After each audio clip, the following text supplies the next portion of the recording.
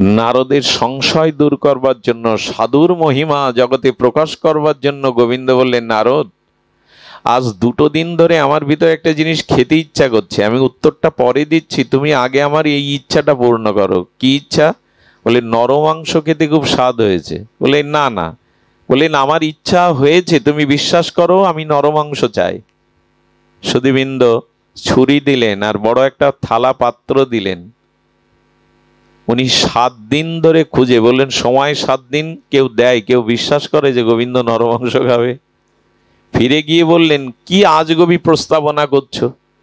আরে জগতে দেবতারা ঋষিরা কেউ বিশ্বাসই করলো না যে তুমি নরমাংস খেতে পারো, এই থালায় অস্ত্র নাও, আমার দ্বারা সম্ভব না। বললেন একজন দেবে, তুমি তার কাছে যাওনি। যে সাধু ওই মাকে আশীর্বাদ করেছিল না, সে গাছতলায় বসে বসে নিরন্তর ভগবানের চরণ চিন্তায় মগ্ন। বললেন না ওই সাধু, বললেন ওনার কাছে যাও। ওনার কাছে গিয়ে যেই বলেছেন যে ভগবান নরমাংস খেতে চেয়েছেন, তখন তাড়াতাড়ি ধ্যান থেকে উঠে ছুরি নিয়ে বলছেন, আচ্ছা বলো তো কোন জায়গার মাংস চেয়েছেন? বললেন মাংস তুলে দিলে তুমি মারা যাবে। বললেন নারদ, তুমি তার কাছে থাকো, তার লীলা সাক্ষী তুমি, কিন্তু তোমাকে এই কথা বলি, আমি তো ভগবানকে কখনো দেখিনি, হৃদয়ে ধ্যানে দেখেছি। তবু জানো এই দেহটা তো তারই দেওয়া, তার সেবাই যদি লাগে নারদ, এ তো আমার জীবনের চরম পাওয়া, এ মনুষ্য জন্মটা তিনিই দিয়েছেন। আচ্ছা বলো না কোথা থেকে? বললো তা তো শুনে আসেনি। হৃৎপিণ্ডটাই তুলে দিলেন, এটাই সব থেকে প্রিয় স্থান, হৃৎপিণ্ডটাই তুলে দিলেন। নারদ গিয়ে যখন থালাটা রেখেছেন, বললেন নারদ এবার তুমি বিচার করো, আমি কার কথা রাখবো? জীবনে যে আমাকে কখনো চোখে দেখেনি, শুধু আমি চেয়েছি বলে তার হৃৎপিণ্ড তুলে দিল, আমি তোমার কথা রাখবো? তোমার অঙ্গেও তো মাংস ছিল, কই তোমার তো একবারও মনে হয়নি গোবিন্দ চেয়েছে আমি দিয়ে দিই? নারদ অবনত মস্তকে বললেন, প্রভু সাধুরই বিজয় জগতে, সাধুর মহিমায় বিজয়। ভগবান অর্জুনকে বলছেন, অর্জুন বলে দাও, কন্তেও প্রতি জানি নমে ভক্ত প্রণশ্যতি। অর্জুনকে দিয়ে গোবিন্দ উদ্ঘট একটা কুম্ভকণ্ঠে ডঙ্কা নিনাদে জানিয়ে দাও, আমার ভক্তের বিনাশ নেই। অর্জুন বললেন তোমার ভক্তের বিনাশ নেই তুমি বলো, আমাকে দিয়ে বলাবে কেন? বুঝতে পারছেন বিষয়টা? গোবিন্দ বললেন কন্তেও প্রতি জানেহি নমে ভক্ত প্রণশ্যতি, আমার ভক্তের বিনাশ নেই, এটা তুমি বলো। অর্জুন তখন বললেন তোমার বাক্য তুমি বলো, আমি কেন বললো? আমার বাক্য কেউ বিশ্বাস করবে না, কারণ আমি অনেক বাক্য রক্ষা করতে পারিনি। কুরুক্ষেত্রের যুদ্ধে অস্ত্র ধারণ করব না, তবু ভক্তের জন্য করেছি। এই জন্য আমার কথা কেউ সংশয় করতেও পারে, কিন্তু ভক্তের বাক্য, আমার বাক্য আমি লঙ্ঘন করলেও ভক্তের বাক্য আমি লঙ্ঘন হতে দেই না, সাধুর বাক্য আমি লঙ্ঘন হতে দেই না, আমি সাধুর বাক্য সর্বদা রক্ষা করি। এই জন্য দয়া করে প্রকট অপ্রকট ভগবানের থেকে প্রকট গুরু সাধুতে যদি আপনার শ্রদ্ধা হয়, জানবেন আপনি ভক্তি পেয়ে গেলেন, দ্বিতীয় মাইলস্টোন পেয়ে গেলেন, পথে উঠে গেলেন। এই জন্য কখনো কোনো শুদ্ধ ভক্ত দেখে, বৈষ্ণব দেখে তিরস্কার করবেন না। কারো বৈকুণ্ঠের চিহ্ন, মালা, তিলক দেখে, কোনো সাধু দেখে চোখের অঙ্গভঙ্গিমায় উপহাস করবেন না। দান ধ্যান করে পুণ্যকর্ম করে এই পথে যেটুকু এগিয়েছেন সেটি ওর জন্য না সাধু সঙ্গের জন্য? 90% মানুষের উত্তর হবেন 99% যে সাধু সঙ্গই আমি যতটুকু এগিয়েছি সাধু সঙ্গই। দান ধ্যান জপ ধ্যান করে খুব বেশি মনকে শোধন করতে পারিনি, যতটুকু এই পথে এগিয়েছি সাধু কৃপায়, মহতের কৃপায়, তাছাড়া হবে না। এই জন্য বারবার বলছেন যে লব মাত্র সাধু সঙ্গে সর্বসিদ্ধি হয়। লব মানে একটা সেকেন্ডকে 11 ভাগ করলেও 1 ভাবের অংশ যদি সাধু সঙ্গ করা যায়, প্রকৃত সাধু সঙ্গ, তবে সর্বসিদ্ধি পর্যন্ত হয়ে যায়, চিত্ত নির্মল হয়ে যায়। সুধীবৃন্দ, এই জন্য ভগবান পায় আর না পায়, ভগবানের দর্শন পায় আর না পায়, ভগবানকেই বলবেন তোমাকে পায় আর না পায়, তোমার শুদ্ধ সাধু সঙ্গ যেন পায়। তোমার শুদ্ধ সাধু সঙ্গ যেন পাই। আমার বাবা বলতেন, আমার জন্মদাতা পিতা বলতেন, আমাকে ছোটবেলায় কোলে বসে এটা শুনিয়েছিলেন। আমাকে বলছেন ভগবানের থেকে সাধুর প্রতি বেশি শ্রদ্ধা আনবি। বললাম তা কি করে হয়? বলো গুরুতে সাধুতে ভগবানের থেকে অধিক শ্রদ্ধা প্রকটে করবি। বলে কেন? বলো ভগবান যা দিতে পারে না সাধু তা দিতে পারে। ঘটনাটা এখনো আমার মনে আছে। দেখুন দেবর্ষিবাদ নারদ যাচ্ছেন, একটু ধ্যান দিয়ে শান্ত হয়ে শুনুন। দেবর্ষিবাদ নারদ যেতে যেতে তিনি ক্লান্ত শ্রান্ত হওয়ার কারণে এক মায়ের গৃহে ঢুকেছেন। তুলসী আছে, আর সেই ভক্তিমতী মনে করে বললেন, মা এক গ্লাস জল আমাকে দাও তৃষ্ণার। মাটি জল আনার পরে দেখছেন ওনার মুখটা ম্লান, অর্থাৎ কি যেন দুঃখ ভারাক্রান্ত হৃদয়ে মুখ ভারী করে আছে। বলো কি মা, তোমার অভাব কি? তুমি এভাবে মন মলিন করে কেন আছো? ব্যথাটা আমায় খুলে বলো। বলো আপনি দেবর্ষিবাদ নারদ? বলে হ্যাঁ মা। বলে একটু ভগবানের কাছে চাইবেন তো, জানাবেন তো আমার জীবনে সন্তান নাই, যদি একটি সন্তান গোবিন্দ বা আপনার কৃপায় আমাকে ভগবান দেন। তো উনি বললেন, মা আমি গোবিন্দের কাছ থেকে জেনে এসে তোমায় কালই জানাবো, ভগবানকে নিবেদন করব তোমার জন্য, যাতে তুমি একটা সন্তান লাভ করতে পারো। দেবর্ষিবাদ নারদ যখন ভগবানের বৈকুণ্ঠে গিয়ে বললেন, প্রভু একটা অনুরোধ, একটা নিবেদন, আপনি এই মাকে একটু সন্তান কৃপা করে দান করুন। ভগবান তখন একটু ভাবনা দিয়ে বললেন, নারদ ওর প্রারব্ধে মা ডাকটা এই জন্মেও শুনতে পাবে না। মা ডাক ওর ভাগ্যে এই জন্মে নেই, ওর প্রারব্ধে নেই, তাকে জানিয়ে দাও, তোমার আশায় থাকবে। নারদ জানানোর পরে আর কোনো আশা থাকে কি ওই মায়ের? বলে ভগবান বলে দিয়েছেন, মা তোমার প্রারব্ধে জন্মে মাতৃ ডাক, মায়ের মা ডাক শোনার ভাগ্য তোমার নাই। আশা ছেড়েই দিয়েছেন। এর 1 বছর পরে এক জটাজুটো সাধু চলেছেন ওই মায়ের বাড়ির পাশ দিয়ে, আর বলছেন, এক রুটি দেগা তো এক লেড়কা হোগা, 2 রুটি দেগা তো 2 লেড়কা হোগা, মানে একটা রুটি দিলে তোমার একটা সন্তান হবে। তো ওই মা তখন হাসছেন, আমার তো আর এই ভাগ্য নেই, তবু সাধু একটা রুটি চাইছে, সন্তান না হোক একটা রুটি তো তাকে দিতে পারি। সরল হৃদয় ছিল।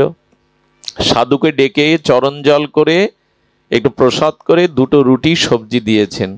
সাধু পেয়ে যাওয়ার সময় মাথায় হাত দিয়ে বলছেন, যা মা 1 বছরের মাথায় তুই 2 সন্তানের জননী হবি। মনে মনে হেসে বললেন, বাবা এই আশীর্বাদ আপনি ফিরিয়ে নিন, কারণ গোবিন্দ দেবর্ষী নারদের দ্বারা জানিয়েছেন আমার সন্তান যোগ নাই। সাধু মৃদু হেসে বললেন, ভগবান কি বলেছে আমি জানি না, নারদ কি বলেছে আমি জানি না, তবে আমি যা বলেছি তা তোর ভাগ্যে জুটবেই। চিন্তা করা যায়। উনি বলে চলে গেলেন।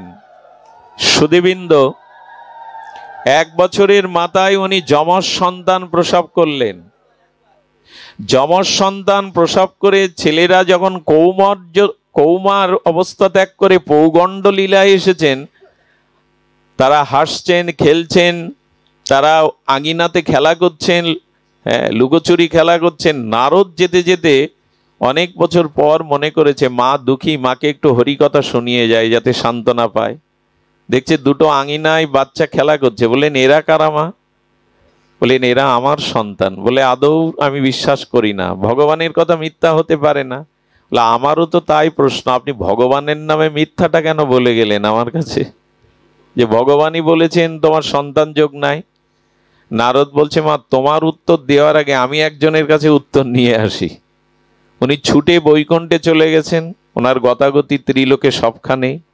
বললেন, আচ্ছা ভগবান তোমার নাম সত্য সুন্দর কে রেখেছিল? সত্যম শিবম সুন্দরম বলে তোমায়, সচ্চিদ আনন্দময়। গোবিন্দ তখন হেসে বললেন, আমার নাম একটাও আমি রাখিনি, সব ভক্তরাই রেখেছে। বললেন, আজ থেকে তাহলে আমি আরেকটা নাম তোমার রাখছি, তুমি মিথ্যাবাদী। আরে তুমি মিথ্যা বলবে বলো, আমার দ্বারা কেন ওই মাকে মিথ্যা শোনালে? তুমি আমাকে কেন ওই মায়ের কাছে ছোট করলে, মিথ্যাবাদী করলে? মিথ্যা তুমি বলতে পারো, আমি একটা নাম দিলাম তোমার মিথ্যাবাদী। কেন, কি হয়েছে বলবে তো? নারদ বলে, তুমি বললে ওর সন্তান যোগ নাই, মা ডাক শুনতে পাবে না, 2টো সন্তান আঙিনায় খেলছে, তারা পৌগণ্ড বয়সে উপনীত হয়েছে, তোমার এই মিথ্যাটা আমাকে দিয়ে বলার কি ছিল? নারদের সংশয় দূর করবার জন্য, সাধুর মহিমা জগতে প্রকাশ করবার জন্য গোবিন্দ বললেন, নারদ, আজ 2 দিন ধরে আমার ভিতরে একটা জিনিস খেতে ইচ্ছা করছে, আমি উত্তরটা পরে দিচ্ছি, তুমি আগে আমার এই ইচ্ছাটা পূর্ণ করো। কি ইচ্ছা? বলে, নরমাংস খেতে খুব স্বাদ হয়েছে। বলে, না না। বললেন, আমার ইচ্ছা হয়েছে, তুমি বিশ্বাস করো, আমি নরমাংস চাই। সুধীবৃন্দ ছুরি দিলেন আর বড় একটা থালা পাত্র দিলেন। উনি 7 দিন ধরে খুঁজে, বললেন সময় 7 দিন, কেউ দেয়, কেউ বিশ্বাস করে যে গোবিন্দ নরমাংস খাবে? ফিরে গিয়ে বললেন, কি আজগবি প্রস্তাবনা করছো? আরে জগতে দেবতারা ঋষিরা কেউ বিশ্বাসই করলো না যে তুমি নরমাংস খেতে পারো, এই থালায় অস্ত্র নাও, আমার দ্বারা সম্ভব না। বললেন, একজন দেবে, তুমি তার কাছে যাওনি। যে সাধু ওই মাকে আশীর্বাদ করেছিল না, সে গাছতলায় বসে বসে নিরন্তর ভগবানের চরণ চিন্তায় মগ্ন। বললেন না ওই সাধু, বললেন ওনার কাছে যাও। ওনার কাছে গিয়ে যেই বলেছেন যে ভগবান নরমাংস খেতে চেয়েছেন, তখন তাড়াতাড়ি ধ্যান থেকে উঠে ছুরি নিয়ে বলছেন, আচ্ছা বলো তো কোন জায়গার মাংস চেয়েছেন? বললেন, মাংস তুলে দিলে তুমি মারা যাবে। বললেন, নারদ, তুমি তার কাছে থাকো, তার লীলা সাক্ষী তুমি, কিন্তু তোমাকে এই কথা বলি, আমি তো ভগবানকে কখনো দেখিনি, হৃদয়ে ধ্যানে দেখেছি। তবু জানো, এই দেহটা তো তারই দেওয়া, তার সেবাই যদি লাগে নারদ, এ তো আমার জীবনের চরম পাওয়া। এই মনুষ্য জন্মটা তিনিই দিয়েছেন। আচ্ছা বলো না কোথা থেকে হলো? তা তো শুনে আসেনি। হৃৎপিণ্ডটাই তুলে দিলেন। এটাই সব থেকে প্রিয় স্থান, হৃৎপিণ্ডটাই তুলে দিলেন। নারদ গিয়ে যখন থালাটা রেখেছেন, বললেন, নারদ, এবার তুমি বিচার করো, আমি কার কথা রাখবো? জীবনে যে আমাকে কখনো চোখে দেখেনি, শুধু আমি চেয়েছি বলে তার হৃৎপিণ্ড তুলে দিল, আমি তোমার কথা রাখবো? তোমার অঙ্গেও তো মাংস ছিল, কই তোমার তো একবারও মনে হয়নি গোবিন্দ চেয়েছে আমি দিয়ে দিই? নারদ অবনত মস্তকে বললেন, প্রভু, সাধুরই বিজয় জগতে, সাধুর মহিমায় বিজয়। ভগবান অর্জুনকে বলছেন, অর্জুন বলে দাও, কোন্তেও প্রতি জানি নমে ভক্ত প্রণশ্যতি। অর্জুনকে দিয়ে গোবিন্দ উদ্ঘট একটা কুম্ভকণ্ঠে ডঙ্কা নিনাদে জানিয়ে দাও, আমার ভক্তের বিনাশ নেই। অর্জুন বললেন, তোমার ভক্তের বিনাশ নেই তুমি বলো, আমাকে দিয়ে বলাবে কেন? বুঝতে পারছেন বিষয়টা? গোবিন্দ বললেন, কোন্তেও প্রতি জানেহি নমে ভক্ত প্রণশ্যতি, আমার ভক্তের বিনাশ নেই, এটা তুমি বলো। অর্জুন তখন বললেন, তোমার বাক্য তুমি বলো, আমি কেন বললো? আমার বাক্য কেউ বিশ্বাস করবে না, কারণ আমি অনেক বাক্য রক্ষা করতে পারিনি। কুরুক্ষেত্রের যুদ্ধে অস্ত্র ধারণ করব না, তবু ভক্তের জন্য করেছি। এই জন্য আমার কথা কেউ সংশয় করতেও পারে, কিন্তু ভক্তের বাক্য, আমার বাক্য আমি লঙ্ঘন করলেও ভক্তের বাক্য আমি লঙ্ঘন হতে দেই না, সাধুর বাক্য আমি লঙ্ঘন হতে দেই না, আমি সাধুর বাক্য সর্বদা রক্ষা করি। এই জন্য দয়া করে প্রকট অপ্রকট ভগবানের থেকে প্রকট গুরু সাধুতে যদি আপনার শ্রদ্ধা হয়, জানবেন আপনি ভক্তি পেয়ে গেলেন, দ্বিতীয় মাইলস্টোন পেয়ে গেলেন, পথে উঠে গেলেন। এই জন্য কখনো কোনো শুদ্ধ ভক্ত দেখে, বৈষ্ণব দেখে তিরস্কার করবেন না। কারো বৈকুণ্ঠের চিহ্ন, মালা, তিলক দেখে, কোনো সাধু দেখে চোখের অঙ্গভঙ্গিমায় উপহাস করবেন না, এটির পরিণাম অনেক ভয়াবহ। কোন শুদ্ধ আত্মাকে কে কোন বেশে আছে আমাদের জানা নাই। আমি একটু বলি, ভগবত চরণে কোটি অপরাধ করুন, ক্ষমা হবে, কিন্তু সাধুগুরু চরণে যদি ক্ষুদ্র অপরাধ হয়, আপনি সেভার বইতে পারবেন না। জানেন, অষ্টবক্র মুনি এসেছিলেন ভগবান শ্রীকৃষ্ণের সাথে দ্বারকায় দেখা করতে। ভগবান তাদের চরণ জল করলেন, প্রণাম করলেন, তারাও ভগবানকে প্রণাম নিবেদন করে ইষ্ট গোষ্ঠী করে চলে যাচ্ছেন। অষ্টবক্র মুনিদের দেখে, ঋষিদের দেখে শ্রীকৃষ্ণের ছেলে শাম্ব, সে একজনকে মহিলা সাজিয়েছে, এক কিশোর যুবককে, আর তার পেটটা কাপড় দিয়ে গর্ভবতী বানিয়ে ঋষিদের সাথে ঠাট্টা করতে গেছে। ঋষি দেখুন না, ওর গর্ভে ছেলে হবে কি মেয়ে হবে? ঋষি কি পাগল? সাধুরা কি জানে না?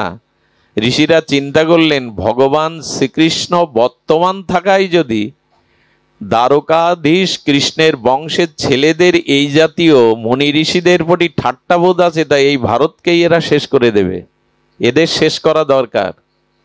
ঋষিরা তখন বললেন, হ্যাঁ হবে, আশীর্বাদ করছি, ওর উদর দিয়ে গর্ভ দিয়ে একটা শূল জন্মাবে এবং এই শূলের দ্বারাই তোমাদের সমস্ত যদুবংশ 56 কোটি যদুবংশ ধ্বংস হবে।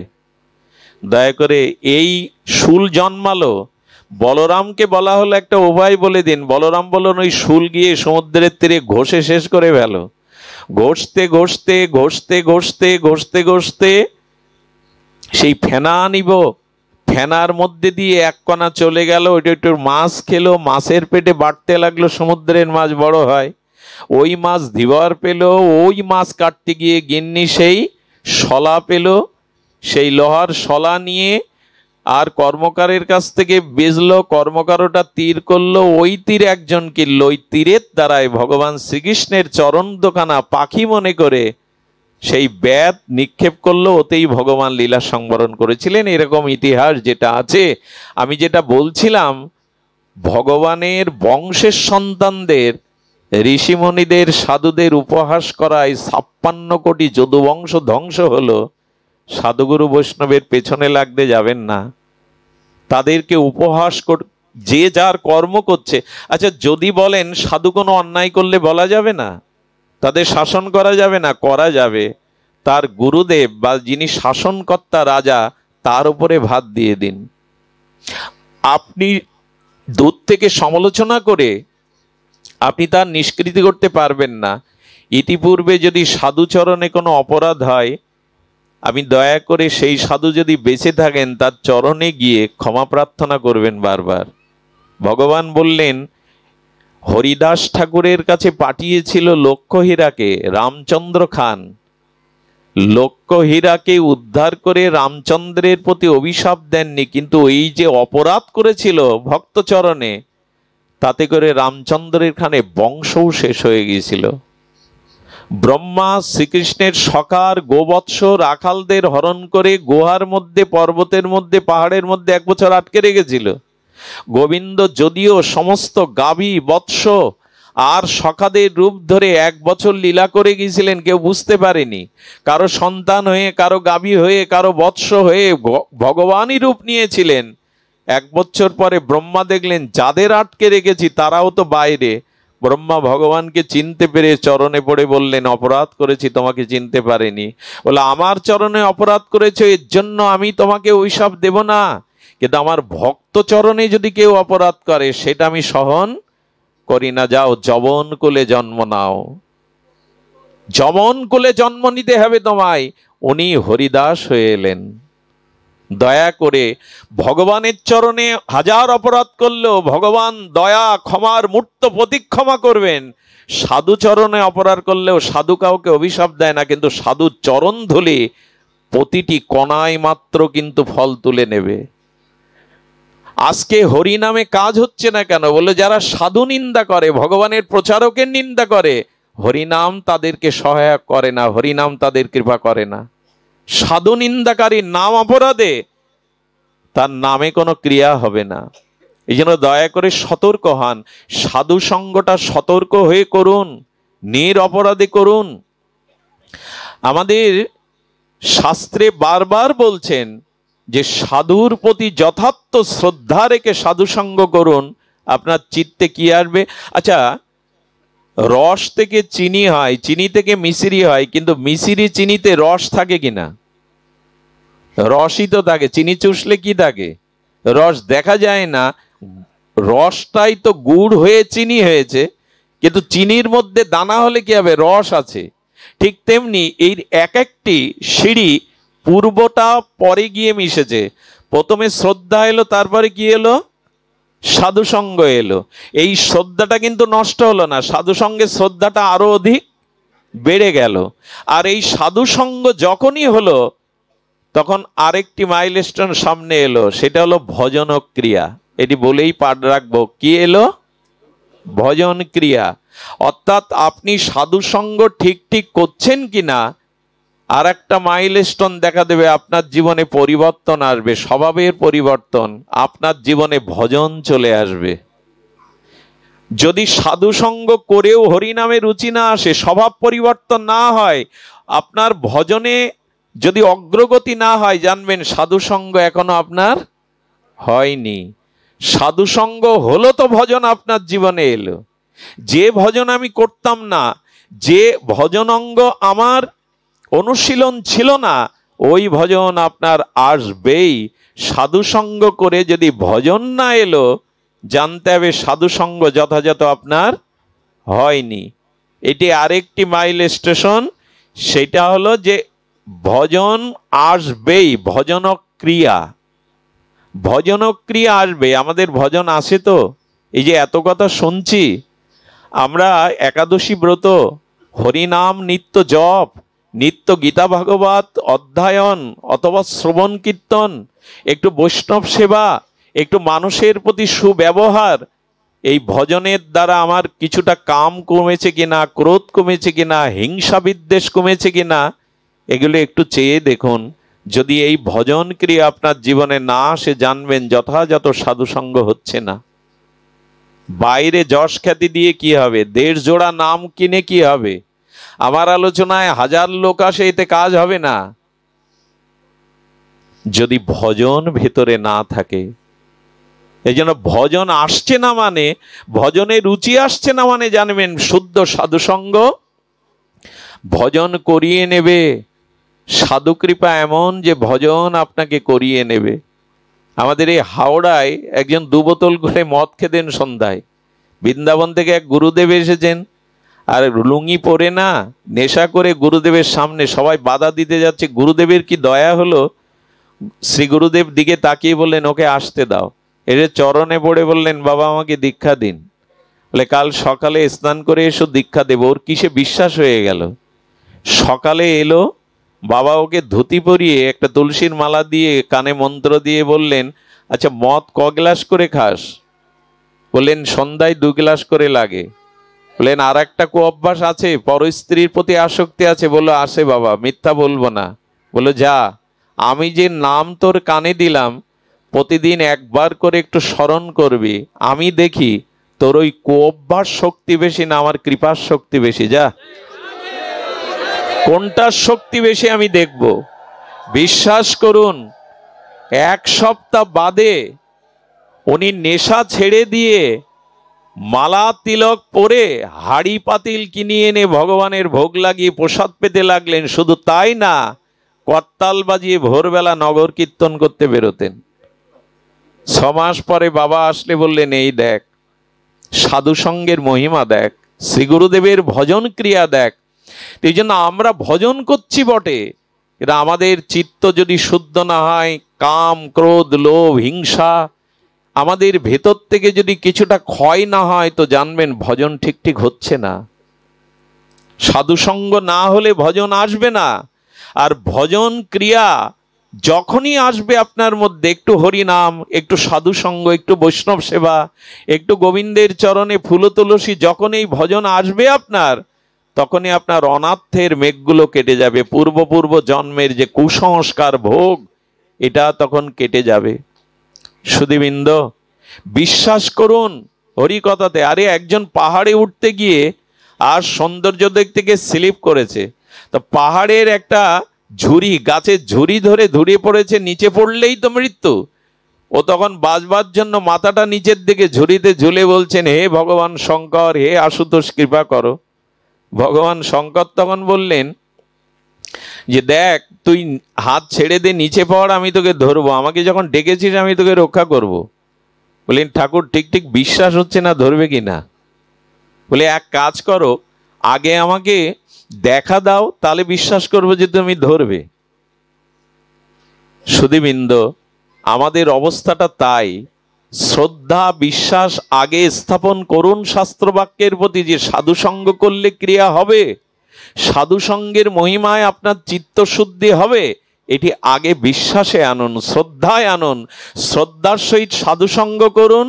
সাধুসঙ্গ করলে ভজন ক্রিয়া আসবে, আর যত ভজন করবেন তত আপনার কাম, ক্রোধ, লোভ, অনাদিকালের ভোগ বাসনা দূরে সরে যেতে লাগবে। একে বলে অনর্থ নিবৃত্তি। অনর্থগুলো যা বাধা দিচ্ছে ভগবত পথে, এই অনর্থগুলো নিবৃত্তি হয়ে যাবে। সুধীবৃন্দ, অনর্থ নিবৃত্তি হয় গুরু সেবা, বৈষ্ণব সেবা, ভগবত সেবা করলে এটা হয়। মনে পড়ে রামানুজাচার্যজি, এই শ্রী রামানুজাচার্য, ইনি এই যে ভক্তির মহিমা, উনি একবার যেতে যেতে কর্ণাটকে যেতে যেতে এক গরিব ভিখারির, একরকম ভিখারি ভিক্ষা করে খায়, সেই শিষ্যর বাড়ি গেলেন। আর ওনার স্বামী ভিক্ষায় গেছেন, স্ত্রী বাড়িতে আছে। মা গুরুদেবের পাদর্ঘ করে পদস্খলন করে বসতে দিলেন, ভালো আসনও নাই, একটা শুভ্র শাড়ি পাতিয়ে দিলেন। বাবার সাথে আরো ভক্তবৃন্দ আছে, রামানুজাচার্য বলরামের যিনি অবতার, এই চার সম্প্রদায়ের অন্যতম ভক্তির আচার্য। বললেন, মা দুপুরে তোর বাড়িতেই সেবা নেব। কত ধনীর কাছে গিয়ে, কত বড় লোকের কাছে গিয়ে চাইলেন, কিন্তু কেউ দিতে রাজি হলো না। শেষ পর্যন্ত কি করেছিলেন, ওই সুন্দরী সতী রূপবতীর প্রতি ওই গ্রামের এক লম্পট ধনীর পুত্রের লালসা ছিল। সুধীবৃন্দ বহুবার প্রস্তাব দিয়েছে, তোমাকে রানী করে রাখবো, সোনায় মুড়িয়ে রাখবো, তুমি আমার ইচ্ছা পূর্ণ করো। আজকে ওই মহিলা মনে করেছে আমি হয়তো নদীতে ঝাঁপ দেব। এ মুখ কি করে দেখাবো? যার গৃহে সাধু এসছে, গুরুদেব এসছে, তাদের সেবার জোগাড় আমার কাছে নেই, এ মুখ আমি গুরুদেবকে দেখাবো না। নদীতে যেই ঝাঁপ দিয়ে মরতে যাবে, নদীর স্বচ্ছ জলের মধ্যে গুরুদেবের মুখটা ভেসে উঠেছে। গুরুদেব যেন বললেন, মোরে তো সমস্যার সমাধান নাই রে। গুরুদেবের মুখ দেখে মরাও হলো না। চিন্তা করলেন, এই শরীর রেখে কি হবে? আজ আমি শরীর বিক্রি করে বৈষ্ণব সেবা করব। ওই লম্পটের দুয়ারে চলে গিয়ে বললেন, আমি আজ আপনার কাছে বিক্রি হতে এসছি। আমার গৃহে কিছু অতিথি এসছে, আচার্য সাধুগণ এসছে, তাদের সেবার কিছু উপচার চাই। বললেন, তোমাকে 2 বছর ধরে প্রলোভন দেখিয়ে আমি তোমার মন বশ করতে পারিনি। সাধুকে আমি জানি না, বৈষ্ণবকে আমি জানি না, তবে যাদের কারণে তুমি বিক্রি করতে এসছো, ধন্যবাদ দিতে হয় তাদের। নিয়ে যাও, 200-500 লোকের সেবার দ্রব্য যা লাগে নিয়ে যাও, কিন্তু কথা দিতে হবে আজ নিশীতে তুমি আমার কাছে আসবে। বললেন, আমার দেহ আমি বিক্রি করে গেলাম। ওই নিয়ে সেবা হলো। সন্ধ্যা যখন হলো, তখন স্বামীকে এক ঘরের মধ্যে ডেকে নিয়ে, গুরুদেব আছেন ঘরে, স্বামীকে এক ঘরের মধ্যে ডেকে নিয়ে চরণে বলে বলছেন, বড় অপরাধ করেছি।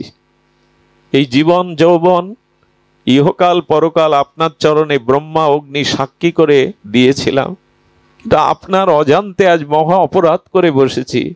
আমার দেহটাকে আমি একজনের কাছে বন্ধক দিয়ে এসেছি। বললেন, কি বলছো তুমি, বলো খুলে। বলে, এই যা উপাচার দেখলেন, ঘরে তো ছিল না। গুরুদেবের সেবার জন্য আমি এক ধনী দুলালের কাছ থেকে এই রাত্রে দেহটা বন্ধক দিয়ে তার সেবার উপচার এনেছি। স্বামীর চোখে জল এসে গেল, দুটো হাত ধরে জড়িয়ে বললেন, যদি ভগবানের কাছে কিছু চাইতে হয় চাইবো, তোমার মতো সহধর্মিনী যেন জন্মে জন্মে পায়। আরে দায়িত্ব ছিল আমার, বাড়িতে গুরুদেব এসেছেন, তার সেবার দায়িত্ব ছিল আমার, আমি পারিনি।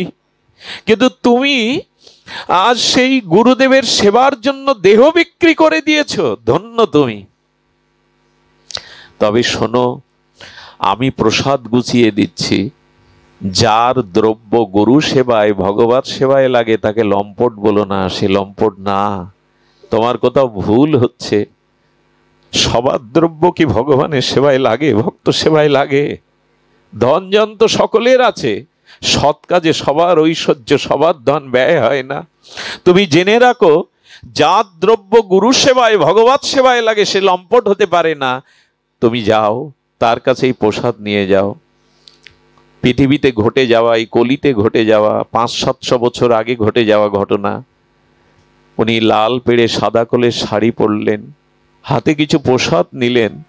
প্রসাদ নিয়ে যখন তার দুয়ারে গেলেন, এদিকে কি হয়েছে জানেন? গুরুদেব কি জানে না কোথা থেকে এই অন্ন এনেছে? গুরুদেব ভগবানকে এই ভক্ত মহিমা প্রকাশের জন্য গুরুদেব এসেছে, বৈষ্ণব সেবার মহিমা। সঙ্গে সঙ্গে কি করেছেন, গুরুদেব অন্নটা ভগবানকে নিবেদন করে বলেছেন, প্রভু যার দ্রব্য কাজে লাগলো তার চিত্তটা তুমি শুদ্ধ করে দাও। ওই প্রতিটা গ্রাসে ওই লম্পটের চিত্ত শুদ্ধ হয়ে গেছে। সারাদিন ধরে ভেবেছে লোভ প্রলোভনে যে দেহটা বিক্রি করেনি, আর সাধু সেবাতে সেই দেহ বিক্রি করে গেল। আর সেই যা দেহ বিক্রয় করে সাধু সেবা দিচ্ছে, আমি তার দিকে দৃষ্টি দিয়েছি, বিবেক ফিরতে সময় লাগে না। 10,000 বছর যে গুহার মধ্যে অন্ধকার, ওখানে আলো জ্বাললে কি 10,000 বছর সময় লাগে অন্ধকার যেতে? এক মুহূর্তেই চলে যায়। কৃপাটাও তেমন। সূর্য উঠল তো রাতের আধার দূর হলো, সময় লাগে না। কৃপা হলো তো অন্ধকার দূর হলো।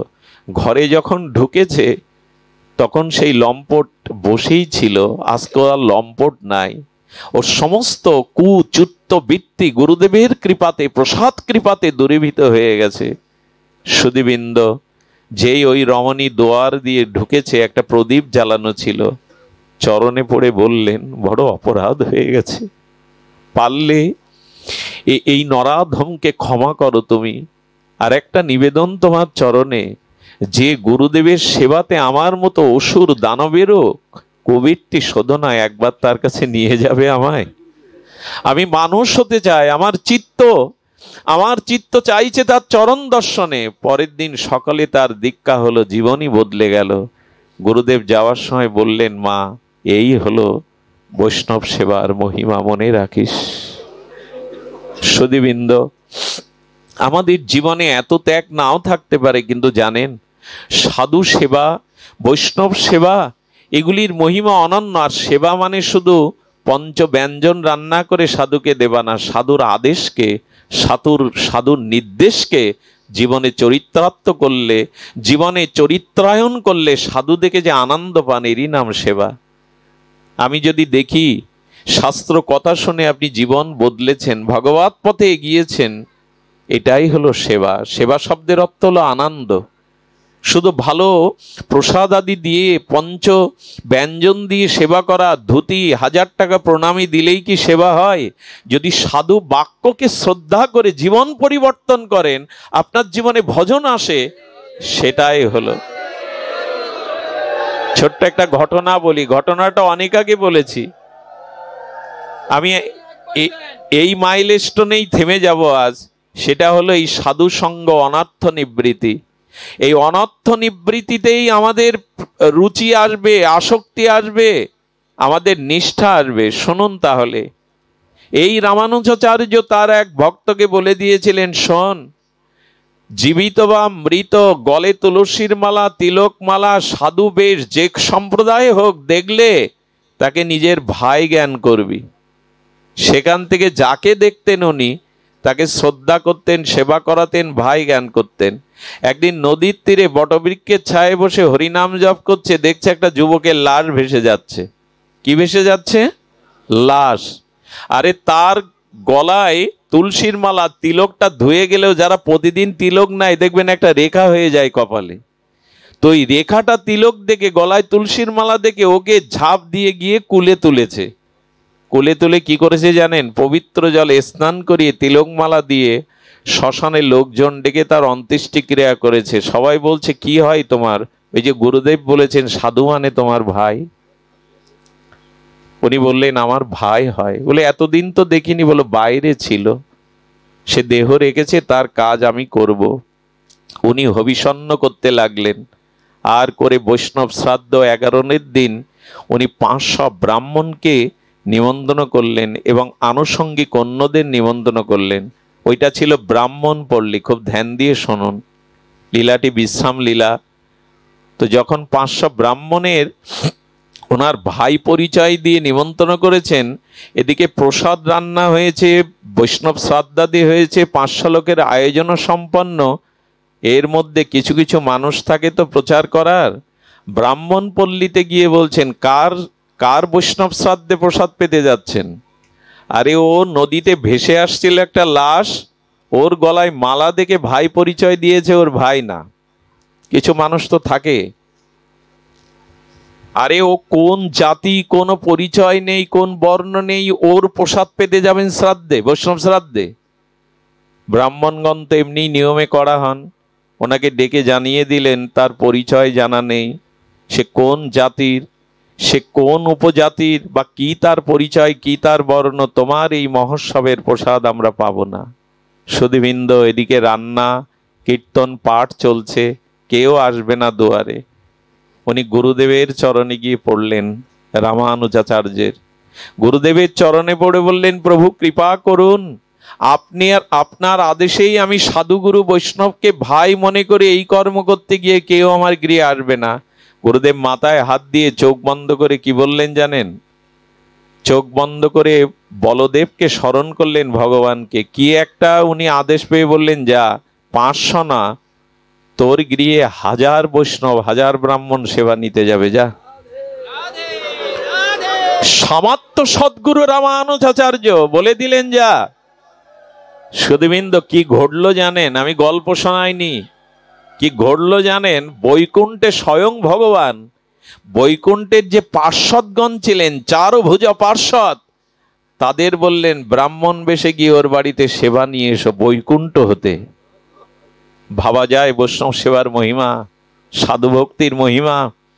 ওরা কি করেছে? আকাশ মার্গে থেকে এসে ওইভাবে 4 হাত দেখলে তো কেউ মেনে নেওয়া, ওরা বৈকুণ্ঠের পরিকর, জগতে নামার আগে সব 2 হাত আর ব্রাহ্মণ বেশ ধরে ওই ব্রাহ্মণ পল্লীর পাশ দিয়ে যাচ্ছেন। তাদের দেহের অঙ্গের জ্যোতি চারিদিকে আলোক ছড়িয়ে গেছে, চারিদিকে স্নিগ্ধ গন্ধ ভেসে আসছে, তারা বৈকুণ্ঠের পরিকর, তাদেরও 4 ভুজা। এই দিব্য দেখে ব্রাহ্মণগণ বলছেন, আরে এরা কারা? এরকম রূপ, এরকম তেজ, এরা কারা? বলে, যারাই হোক, আমাদের অপমান করে অন্য জায়গা থেকে সে সেবা নেবে, আমরা ছেড়ে দেব? সবাই লাঠি বের করেছে যে সেবা আগে হোক, পরে এদের এখান থেকে পিটিয়ে আঘাত করে এদের বোঝাবো যে আমরা সেবা নিতে যাইনি, তারা কেন এসেছে।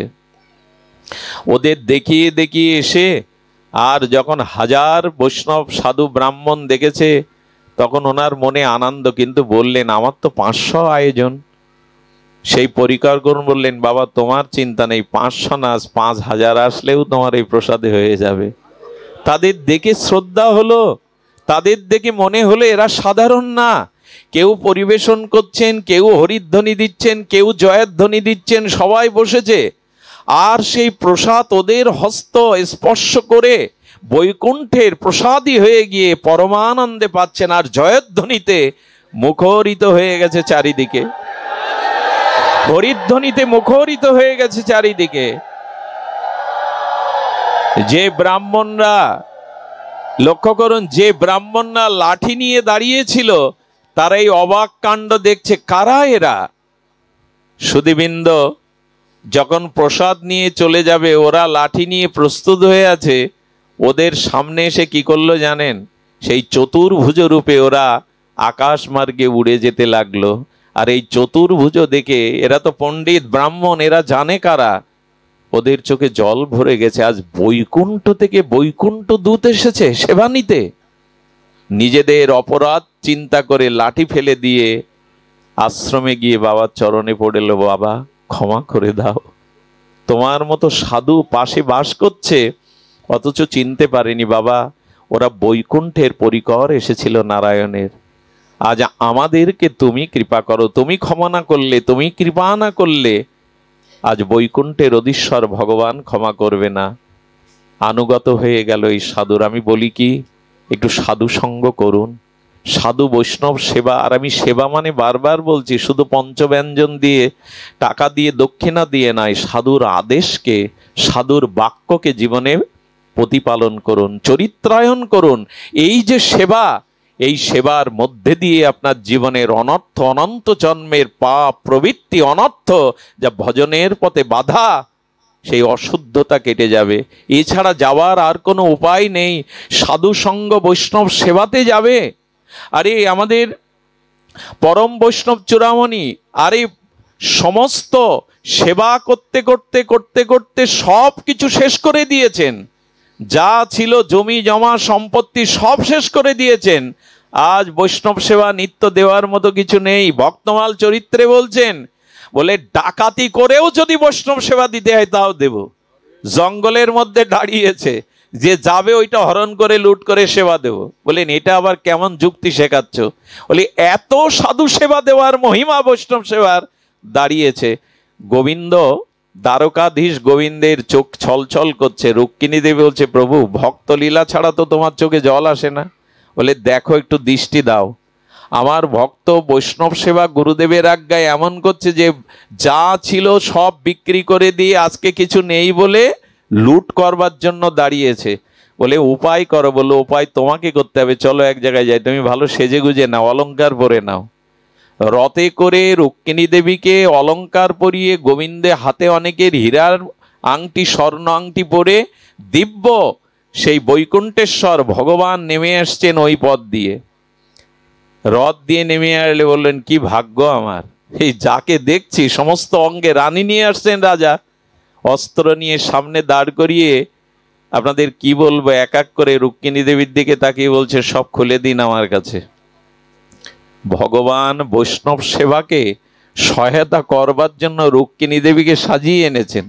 রুক্মিণী দেবী রহস্য বুঝতে পারছেন না, গোবিন্দ কিছু বলে না কেন। আরে যার চোখের ইশারায় জগৎ প্রলয় হয়, সুধীবৃন্দ সব খুলে নেওয়ার পরে কিছু দূর ছুটে গিয়ে আবার ছুটে এসে গোবিন্দের হাতে বলছেন এই আংটিটা অনেক মূল্য, এটা হলেও আরো 3 মাস সেবা হবে, দাও এটা খুলে দাও। সুধীবৃন্দ ওইটা খুলে নিয়ে গিয়ে বৈষ্ণব সেবা করাচ্ছেন। ভগবান এমনি করেও বৈষ্ণব সেবার জন্য তার মহিমা নিজে ধরা দিয়ে আজকে তার কাছে দ্রব্য দিয়ে গেলেন। মনে পড়ে বহুবার বলেছি, একরকম দরিদ্র বৈষ্ণবের ঘরে এসেছিল 2 জন সাধু। সেই সাধু 2 জন আসার পরে ঘরে কিছু নেই দেখে তার স্ত্রী বলেছিল, আমার পরনের কাপড়টা ছাড়া আর সব ছেঁড়া কাপড়, এটা বাজারে বিক্রি হবে না। আমি ওই যে ধান রাখে আউড়ি বলে না একটা কি দিয়ে, এর মধ্যে আছি, গোলার মতো ছোট আউড়ি বলে আমাদের দিকে, আমি এর মধ্যে আছি, আমার কাপড়টা খুলে বাজারে বিক্রি করে যা পাও একটু চাল আটা নিয়ে এসো। এগুলো গল্প ভাববেন না।